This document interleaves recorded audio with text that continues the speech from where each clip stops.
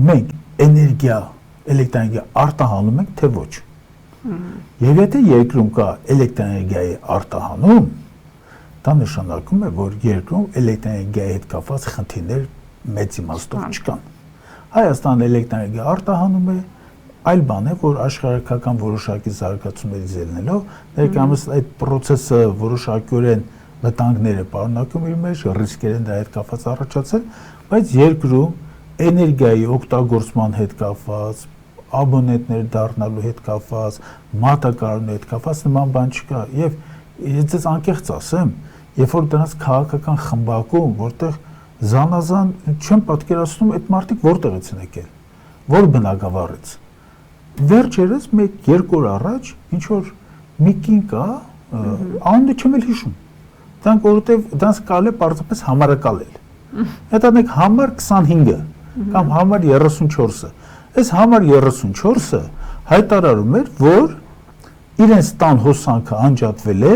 3 անգամ օրվա ընթացքում եւ ինքը կողմ է, որպեսզի հեծը իբր թե պետականացվի։ Այդ տգիտության շքերթը, որ սրանք կազմակերպել են, այդ տգիտության դա ոչինչ չի նշանակում։ Կա համապատասխան հանրային ծառայությունները համակարգող հանձնաժողով, ունի համապատասխան լիազորություններ, իրավական լիազորություններ, այս հանձնաժողովը ինչով էր զբաղվում մինչև հիմա։ Այդ հանձնաժողովը, որը որ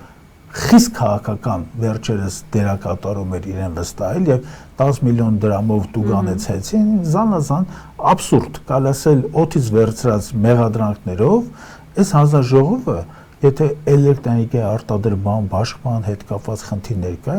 նախ ինքը չի կարող բաշխման ցանցի հետ կապված գործառույթներ կատարել, որովհետեւ կան արտադրողներ եւ կա բաշխման ցանցեր։ Այս մարդիկ արտադրական հզորությունների հետ կապված խնդիրներ ունեն, նրանք փորձում են այս խնդիրները խորքային խնդիրը գցել ում վրա, բաշխի ցանցի վրա։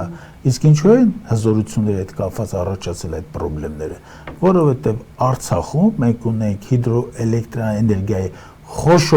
խոշոր միավորներ, որոնք միացված են Հայաստանի էլեկտրական ցանցին եւ ներկայումս այդ բոլոր խոշոր միավորները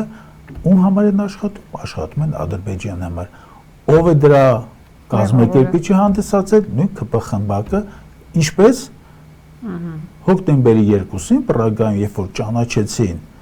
Արցախը Ադրբեջանի կազմում, արդեն իսկ պարզ է, որ էներգետիկ հզորությունների իմաստով մենք ունենք ահռելի կորուստներ եւ ունենք լրջագույն դեստրուկտիվ process-ներ էլեկտրաէներգիայի արտադրության եւ ինչու՞ չէ բաշխման կազմում։ Իհարկե սա չի նշանակում, որ այդ համար 34-երը իրենց տափակ դատողություններով ոչ մի համեմատություն չունենալով, ոչ մի կրթություն չունենալով, մասնագիտական փորձ չունենալով, ինչպես կարելի է առաջադրել մի հիմարություն եւ այդ հիմարության վրա կառուցել ինչ-որ դիտարկներ եւ այդ դիտարկումներով գալ հանգել են եզրակացության, որ խոշորագույն ենթակառուցվածքային միավորը պետք է պետականացնել։